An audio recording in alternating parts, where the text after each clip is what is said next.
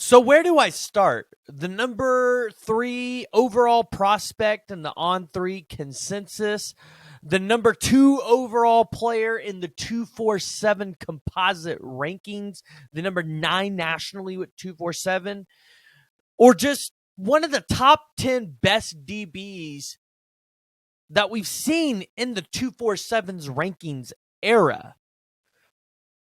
Cormani McClain.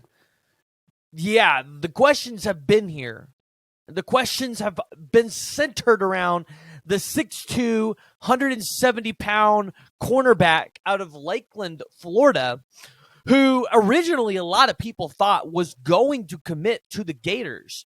But ultimately, NIL battles have caused the Gators and the Miami Hurricanes to clash and be a clash of titans in Florida. Miami lands Cormani McClain and Samson Okunoalola. While you see the Florida Gators land Jaden Rashada. And so far, we've seen Jaden Rashada not enroll for classes at Florida. And now Cormani McClain is no longer committed to Miami. And we kind of have to talk about it, break it down, and talk about where he's committed to and where he will be signing. But before we get into it, please go ahead, hit that like and the subscribe button. Let me know what you guys are thinking down in the comments below about the commitment of Cormani McClain. So Coach Prime and the Colorado Buffaloes, well, I guess Coach Prime, to say the least, has got his second big-time flip at the cornerback position, now being Cormani McClain, where it was last year the news around Travis Hunter. And when you look at the timeline of events with Cormani McClain, on October 18th of 2022, McClain's mother announced that he would be making a commitment decision on October 27th. And on the night of his commitment, McClain's mother tweeted that he will be announcing his decision on CBS, and it would be down between Miami, Florida, and Alabama. Well, ultimately, he decided to choose Miami. Early December, speculations began that McClain could take an official visit to the University of Alabama before early signing period, which began on December 21st. Now, since then, the Tide have landed Desmond Ricks. So, really, yes, like the Tide would love to get McClain. But the likelihoods of them really needing McClain went way downhill. December 9th, McClain's mom tweeted out a photo of him. Said her son's going to Miami.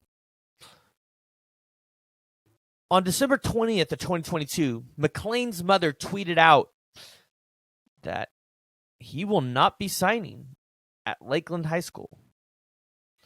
Well, or did she? No, she said he will be signing at Lakeland High School at 10 a.m. But December 21st at 9:36 a.m., roughly 20 minutes before McClain is expected to sign his national letter of intent, his mother tweets out, false alarm. There will be no signing for Cormani today. Sorry for the inconvenience. The 23rd came around, and he still hadn't signed. At Media Day for the Under Armour All-American game on the 29th, McClain declines to comment about his recruitment. He didn't commit either.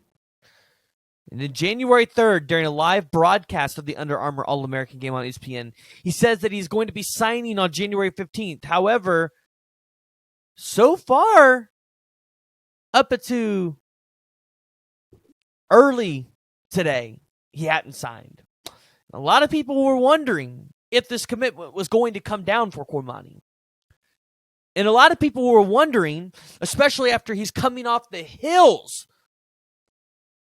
of visiting Boulder, Colorado, Tim Brewster, Charles Kelly, and the man, the myth, the legend himself, Coach Prime, or some people call him Deion Sanders. Sometimes I call him Deion Sanders. But Coach Prime got another really big flip, and now Colorado has one of the scariest cornerback rooms in all of the nation. Travis Hunter on one side, Cormani on the other. They'll line up with the best receivers on the field all day, every day.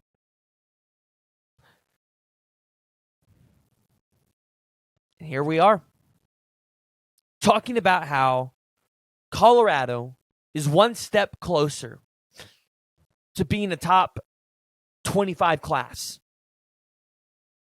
After coming off of a 1-11 season, how Colorado is on the verge of turning over their program. How Coach Prime is an elite recruiter because Travis Hunter wasn't a one-hit wonder. Because if you remember, he did land Quadarius Davis and Kevin Coleman as well. Wouldn't count his son, Shadur, as a big win.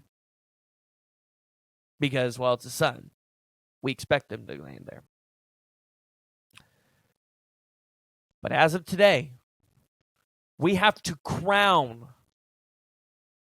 Coach Prime as an elite recruiter with the defensive backs. The question is, how's Coach Prime going to build off this momentum? Because you're about to head into week 0 playing Arizona State.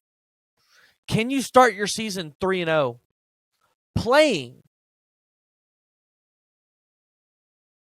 Arizona State, TCU, Colorado State, Nebraska? You could go 4-0 in that stretch.